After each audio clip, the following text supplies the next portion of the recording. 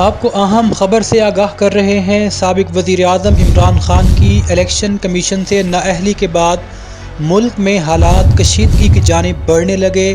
مختلف شہروں میں پی ٹی آئی کارکنان سڑکوں پر نکل آئے۔ آپ کو ایک مرتبہ پھر اہم خبر سے آگاہ کر رہے ہیں۔ الیکشن کمیشن میں عمران خان کی نااہلی کے بعد ملک میں حالات کشیدگی کی طرف بڑھنے لگے۔ فیض آباد روڈ کو پی ٹی آئی کارکنان نے بلاک کر دیا۔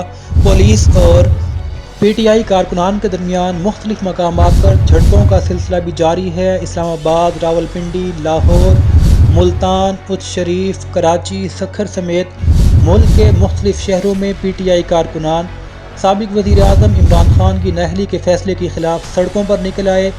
اسی حوالے سے فیض آباد میں فائرنگ کی اطلاعات بھی سامنے آ رہی ہیں، جہاں مبینہ طور پر پولیس کی جانب سے شیلنگ کی گئی ہے۔ پی ٹی آئی کارکنان پر حالات کشیدگی کی طرف بڑھ رہے ہیں۔